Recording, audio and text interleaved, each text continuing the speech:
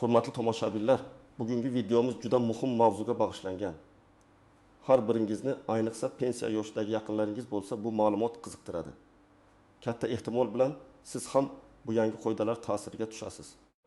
Shuning uchun diqqat bilan tinglang va videoni oxirigacha ko'ring. Hozirdayoq kanalimizga obuna bo'lishni va videoga like bosishni unutmang. Bu bizning jamiyatimizning katta qismiga bevosita ta'sir qiladigan juda dolzarb mavzu. Siz ehtimol eshitgandirsiz yoki ijtimoiy tarmoqlarda ko'rgandirsiz. Pensioneram teper будет запрещено degan gaplar yuribdi. Bu nimani anglatadi? Kimlarga ta'sir qiladi? Rostdan ham pensiya yoshidagi fuqarolarimizga nimadir taqiqlanadimi? Keling, buni birgalikda har bir jihatini chuqur tushunamiz. Men sizlarga bu masalani mutaxassis sifatida oddiy va tushunarli tilda tushuntirib beraman. Avvalgi tartib qanday edi? Yaqin vaqtgacha mamlakatimizda pensiya yoshiga yetgan va pensiya oladigan fuqarolarimiz ish faoliyatini davom ettirishga to'liq huquqli edilar. Ular nafaqat ish faoliyatini davom ettira olardilar, balki ularning pensiyalari ham muntazam ravishda indeksatsiya qilinardi. Ya'ni inflyatsiya darajasiga yoki o'rtacha ish haqi o'sishiga qarab oshirib borilardi. Bu holat ko'plab pensionerlar uchun hayotiy ahamiyatga ega edi. Chunki pensiya miqdori ko'pincha barcha ehtiyojlarni qoplashga yetmasdi va qo'shimcha ish haqi oilaviy byudjetga sezilarli yordam berardi. Misol uchun, ko'plab o'qituvchilar, shifokorlar, injenerlar pensiyaga chiqqandan keyin ham o'z sohalarida ishlashni davom ettirishardi.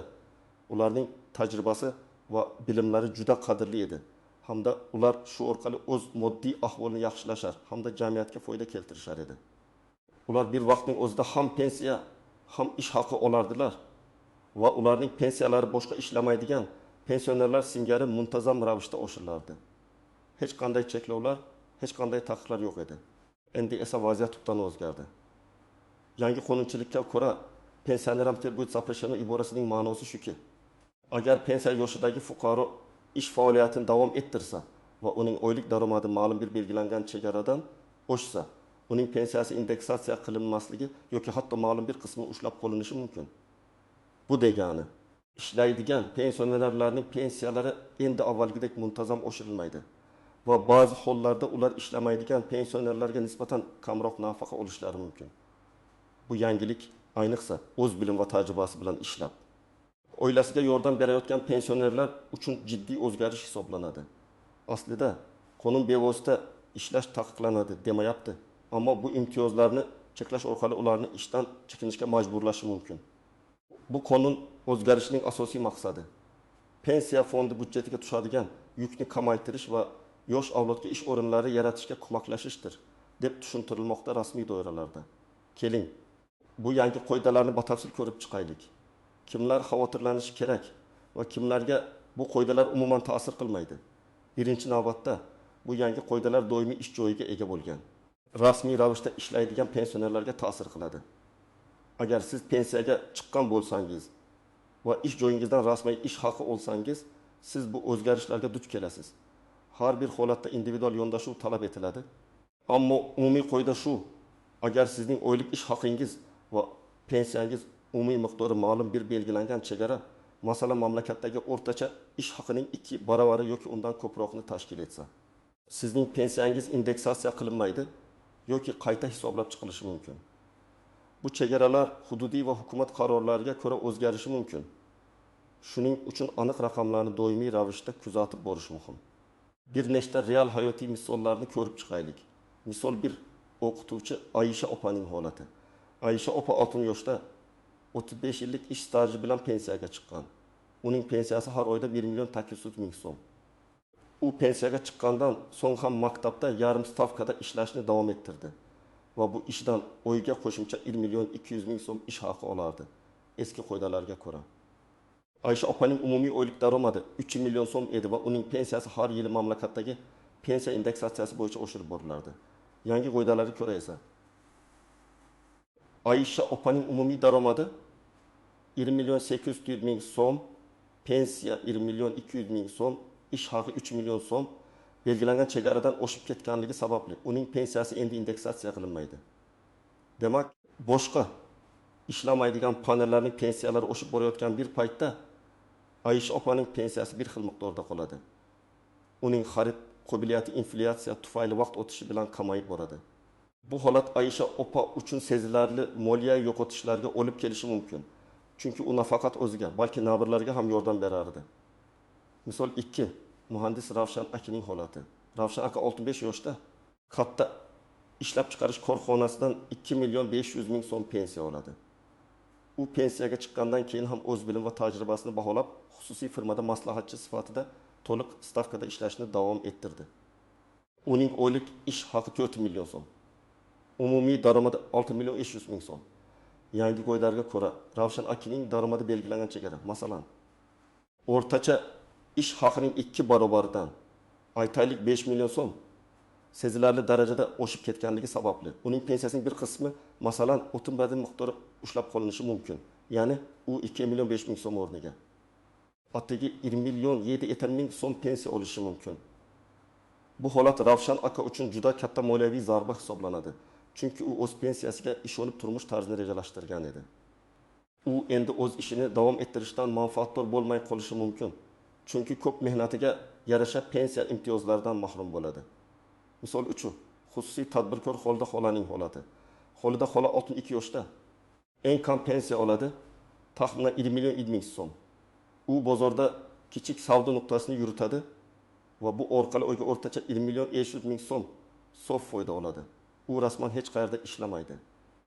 Ammo tadbirkorlik faoliyati bilan shug'ullanadi va soliq to'laydi. Yangi qoidalarga ko'ra uning tadbirkorlikdan olgan daromadi ham hisobga olinadi.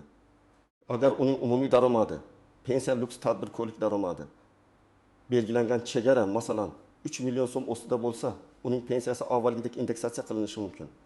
Ammo agar uning daromadi bu chegaradan oshib ketsa, masalan agar u oyga 2 million so'mdan ko'proq foyda olganida, uning pensiyasi indeksatsiya qilinmasligi mumkin edi. Bu misol shuni ko'rsatadiki, nafaqat rasmiy ish joyidan olingan ish haqi, balki boshqa turdagi rasmiy daromadlar ham hisobga olinadi. Bu shuni anglatadiki, siz nafaqat ishlaysizmi, balki daromad olasizmi degan savol muhim ahamiyatga ega. Xavotirlanish kerak bo'lganlar. Biring. Rasmiy ish joyida ishlayotgan pensiya yoshidagi fuqarolar, ayniqsa yuqori malakali mutaxassislar. 2. Tadbirkorlik faoliyati bilan shug'ullanuvchi pensionerlar, ayniqsa ularning daromadlari sezilarli bo'lsa. 3. Bir necha ish joyida ishlaydiganlar yoki qo'shimcha daromad manbalariga ega bo'lganlar. Xavotirlanishi shart bo'lmaganlar. 1. İşlamaydigan pensionerlar. Ularning pensiyalari avvalgidek muntazam ravishda indeksatsiya qilinib oshirib boriladi. 2. İshlaydigan pensionerlar agar ularning umumiy daromadi, pensiya bo'lib ish haqi boshqa daromad belgilangan chegaradan past bo'lsa, masalan, agar ularning ish haqi juda kam bo'lsa va umumiy daromad minimal chegaradan oshmasa, ularning pensiyalari ham avvalgidek oshiriladi. Bu chegaraning aniq miqdori davlat organlari tomonidan belgilanadi va vaqti bilan yangilanib turadi. Bu odatda mamlakatdagi minimal ish haqi yoki o'rtacha ish haqi ko'rsatkichlariga bog'liq bo'ladi. Bu yangi qoidalarning asosiy maqsadi pensiya fondining barqarorligini ta'minlash, demografik yukni kamaytirish va mehnat bozorida yosh kadrlar uchun bo'sh ish o'rinlarini ko'paytirishdan iborat deb tushuntirilmoqda. Hukumat nuqtai nazaridan ishlamaydigan pensionerlarning moddiy ahvolini yaxshilash ustuvor vazifa bo'lib, ishlaydiganlarga nisbatan cheklovlar qo'yish orqali bu maqsadga erishish ko'zda tutilgan. Bu iqtisodiy nuqtai nazardan tushunarli bo'lsa-da, ko'plab pensionerlar uchun bu holat adolatsizlikdek tuyulishi mumkin. Endi esa ushbu yangi qoidalardagi istisnolar, e'tibordan chetda qolishi mumkin bo'lgan jihatlar va uncha aniq bo'lmagan nozik nuqtalarni ko'rib chiqaylik. Bu qoidalar ko'pchilikka umumiy tarzda tushuntirilayotgan bo'lsa-da, har bir holat o'ziga xos xususiyatlarga ega bo'lishi mumkin. Istisnolar ba'zi toifadagi pensionerlarga bu cheklovlar taalluqli bo'lmasligi mumkin. Masalan, bir nogironligi bo'lgan pensionerlar. Agar pensioner nogironlik nafaqasini olsa va shu bilan birga ish faoliyatini davom ettirsa, uning pensiyasini indeksatsiyasini cheklash yoki kamaytirish bo'yicha maxsus qoidalar mavjud bo'lishi mumkin.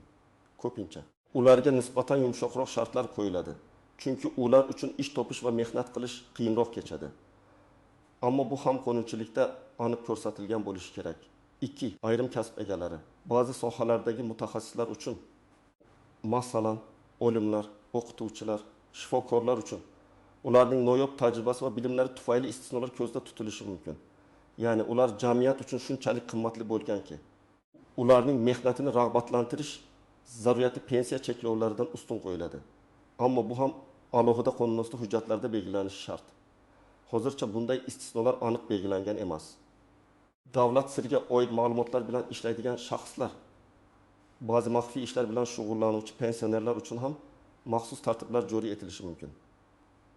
Oila a'zolari qaramog'ida bo'lganlar. Agar pensionerning qaramog'ida voyaga yetmagan bolalar yoki nogironligi bo'lgan shaxslar bo'lsa, ularning pensiyalariga nisbatan ba'zi imtiyozlar saqlanib qolishi mumkin. Bu ijtimoiy himoya mexanizmlarining bir qismi bo'lib xizmat qiladi. E'tibordan chetda qolishi mumkin bo'lgan jihatlar: nodavlat sektordagi ishlar, agar siz rasman ro'yxatdan o'tgan korxonalarda emas, balki norasmiy ravishda, masalan, o'z fermer xo'jaligingizda ishlasangiz yoki ma'lum bir xizmatni ko'rsatsangiz, masalan, ta'lim, kiyim tikish, ta'mirlash va hokazo, bu daromadlar qanday hisobga olinadi? Agar bu daromadlar rasman deklaratsiya qilinmasa, pensiya fondi bu haqda bilmaydi. Ammo agar bu daromadlar qandaydir yo'llar bilan aniqlansa, masalan, soliq idoralari orqali, u holda pensioner jiddiy muammolarga duch kelishi mumkin. Shu jumladan jarimalar va ortiqcha to'langan pensiya summasini qaytarish, 2 mulkdan olingan daromadlar. Agar pensioner uy-joyini ijaraga berib daromad olsa yoki aksiyalardan dividendlar olib tursa, bu daromadlar ish haqi yoki tadbirkorlik daromadi bilan tenglashtiriladi-mi? Odatda bu turdagi passiv daromadlar pensiyani hisoblashda ish haqi kabi qattiq tartibda hisobga olinmaydi. Ammo bu ham qonunchilikda aniq belgilangan bo'lishi kerak. Agar ushbu passiv daromadlar ham belgilangan chegaradan oshib ketsa, bu pensiyaning indeksatsiyasiga ta'sir qilishi mumkin. Uchun bir nechta pensiyalar, agar fuqaro, masalan, mehnat faxriysi pensiyasi bilan birga, harbiy pensiya yoki boshqa turdagi pensiya olsa-yu, ish faoliyatini davom ettirsa, bu qoidalar qanday qo'llaniladi? Odatda har bir pensiya turi alohida tartibga ega bo'lishi mumkin. Ammo umumiy qoida bir necha pensiya oluvchilar uchun ham amal qilishi ehtimoli yuqori. Buni aniqlashtirish uchun pensiya jamg'armasiga murojaat qilish zarur. Nozik nuqtalar: 1. Daromadni yashirish xavfi. Yangi qoidalar ba'zi pensionerlarni rasmiy ishlardan qochishga yoki daromadlarini yashirishga undashi mumkin. Bu esa yashirin iqtisodiyotning o'sishiga olib kelishi mumkin. Natijada davlat g'aznasiga soliq tushumlari kamayadi va ijtimoiy himoya tizimi zarar ko'radi. Shu bois hukumat tomonidan nazorat mexanizmlarini kuchaytirish zarurati tug'iladi. 2. Ishdan bo'shatishlar. Ish beruvchilar uchun pensionerlarni ishda saqlab qolish moliyaviy jihatdan kamroq foydali bo'lishi mumkin. Chunki ularni ishda saqlashda davlat tomonidan qo'shimcha imtiyozlar bo'lmaydi. Bu esa pensionerlarni ishdan bo'shatish holatlarining ko'payishiga olib kelishi mumkin. Ayniqsa kichik va o'rta biznesda. Bu holat tajribali kadrlarni yo'qotishga olib kelishi bilan birga pensionerlarning moliyaviy ahvolini yanada og'irlashtirishi mumkin. O'ti, sutlashuvlar, yangi qoidalar noaniq bo'lgan joylarda yoki noto'g'ri qo'llanilgan holatlarda sutlashuvlar soni ortishi mumkin. Pensionerlar o'z huquqlarini himoya qilish uchun sudga murojaat qilishga majbur bo'lishlari mumkin. Bu esa adliya tizimiga qo'shimcha yuk bo'ladi. 4. Qonun ustuvorligi. Har qanday qonunchilik o'zgarishi fuqarolarning huquqlarini cheklamasligi kerak. Bu qoidalarning inson huquqlariga va adolat tamoyillariga qanchalik mos kelishi doimiy ravishda muhokama qilinishi va baholanishi lozim. Bu kabi nozik jihatlarni tushunish har bir pensionerga o'z holatini to'g'ri baholash va to'g'ri qaror qabul qilishda yordam beradi. Har doim qonunchilikdagi eng so'nggi o'zgarishlardan xabardor bo'lish juda muhimdir. Xo'sh, endi sizning oldingizda turgan eng muhim savol: men nima qilishim kerak? Mana sizga aniq qadam-qadam ko'rsatmalar. Vaziyatingizni aniqlashtiring. Birinchi navbatda siz ishlaydigan pensioner bo'lsangiz, rasmiy ish joyingiz bormi yoki yo'qmi aniqlab oling. Agar rasman ishlasangiz, oylik ish haqingiz qancha, bonuslar va boshqa to'lovlar bilan birga umumiy daromadingiz qancha ekanligini hisoblab chiqing. Agar siz tadbirkorlik faoliyati bilan shug'ullansangiz, ushbu faoliyatdan olgan oylik sof daromadingizni hisoblang. Daromadingizning pensiya fondi tomonidan belgilangan chegaradan oshib ketish yoki oshib ketmasligini bilish uchun barcha daromadlarni hisobga oling. 2. Ma'lumot manbasini toping. Eng ishonchli va aniq ma'lumotni olish uchun O'zbekiston Respublikasi Pensiya jamg'armasining hududiy bo'limlariga yoki ularning rasmiy veb-saytiga murojaat qiling. Ish joyingizdagi kadrlar bo'limidan yoki hisobchilikdan ham maslahat olishingiz mumkin. Chunki ular sizning ish haqingiz va boshqa to'lovlar haqida to'liq ma'lumotga ega. Davlat xizmatlari markazlari ham tegishli ma'lumotlarni taqdim etishi mumkin. Biroq eng aniq ma'lumotni pensiya jamg'armasining mutaxassislari bera oladi. O'ta qanday hujjatlar kerak bo'ladi? Shaxsiy pasportingiz, pensiya guvohnomangiz, agar ishlasangiz, mehnat daftarchangiz yoki elektron mehnat daftaringizdan ko'chirma. İş joyingizdan oxirgi 12 oy yoki undan ko'proq muddatga ish haqi haqida ma'lumotnoma. Bu pensiya jamg'armasi talabiga bog'liq. Tadbirkorlik faoliyati bilan shug'ullansangiz, oxirgi hisobot davri uchun soliq deklaratsiyalari yoki daromad haqidagi ma'lumotlar. Boshqa daromad manbalaringiz bo'lsa, ularni tasdiqlovchi hujjatlar, masalan, ijara shartnomasi, bank hisobvaraq ko'chirmalari va hokazo. 4. Pensiya jamg'armasiga murojaat qilish tartibi. Hududiy pensiya jamg'armasi bo'limiga shaxsan borishingiz yoki elektron hukumat portali orqali murojaat qilishingiz mumkin. Murojaatingizda o'z vaziyatingizni to'liq bayon qiling. Pensiya oluvchi ekanligingiz, ish faoliyatingizni davom ettirayotganingiz yoki boshqa daromad manbalariga ega ekanligingizni. Pensiyangizning indeksatsiya qilinishi yoki qayta hisoblanishi borasidagi so'rovingizni aniq yozing. Yodda tuting, sizning huquqingizni himoya qilish uchun yozma murojaat qilish eng yaxshi usuldir. Murojaatingizga javob olish muddatlari qonun bilan belgilangan. Odatda 15 ish kuni, qo'shimcha o'rganish talab qilinganda 30 kungacha. 5. Huquqiy maslahat oling. Agar vaziyatingiz murakkab bo'lsa yoki siz yangi qoidalar natijasida jiddiy moliyaviy yo'qotishlarga duch kelyapsiz deb hisoblasangiz, yuridik maslahatchiga yoki advokatga murojaat qilishdan tortinmang. Ular sizning shaxsiy holatingizni to'liq o'rganib chiqib, qonuniy yo'llar bilan himoya qilish bo'yicha eng samarali yo'nalishni taklif qilishlari mumkin. Ba'zi ijtimoiy tashkilotlar yoki nodavlat notijorat tashkilotlari ham pensionerlarga bepul huquqiy yordam ko'rsatishi mumkin. 6. Doimiy ravishda axborotni kuzatib boring. Pensiya qonunchiligida o'zgarishlar tez-tez bo'lib turishi mumkin. Shuning uchun pensiya jamg'armasining rasmiy saytini tegishli vazirliklar va idoralarning axborot resurslarini doimiy ravishda kuzatib borish muhimdir. Bizning kanalimizga obuna bo'lishni ham unutmang. Biz har doim eng dolzarb va muhim o'zgarishlar haqida sizga o'z vaqtida ma'lumot berib boramiz. Bu tavsiyalarga amal qilish sizga bu yangi vaziyatda o'zingizni ishonchli his qilishga va moliyaviy rejalaringizni to'g'ri qurishga yordam beradi. Shunday qilib, hurmatli do'stlar, bugun biz pensioneram teper bu zapresheno degan iboraning asl ma'nosini chuqur o'rganib chiqdik. Bu bevosita ishlash taqiqlanadi degani emas, balki ishlaydigan pensionerlarning pensiyalarini indeksatsiyalash yoki to'lash tartiblariga kiritilgan jiddiy o'zgarishlarni anglatar ekan. Bu o'zgarishlar ko'plab fuqarolarimizning moliyaviy ahvoliga ta'sir qilishi, ba'zilarini esa jiddiy dilemmaga solib qo'yishi mumkin. Asosiy xulosa shuki, agar siz pensiya olib turib ish faoliyatingizni davom ettirsangiz va sizning umumiy daromadingiz belgilangan chegaradan oshib ketsa, sizning pensiyangiz endi avvalgidek muntazam oshirilmasligi, hatto ma'lum bir qismi ushlab qolinishi mumkin. Ishlamaydigan pensionerlarning pensiyalari esa avvalgidek indeksatsiya qilinishda davom etadi. Bu yangi tartibga moslashish uchun har bir pensioner o'z shaxsiy vaziyatini to'g'ri baholashi va kerakli choralarni ko'rishi shart. Men sizlarga amaliy maslahatlar berdim.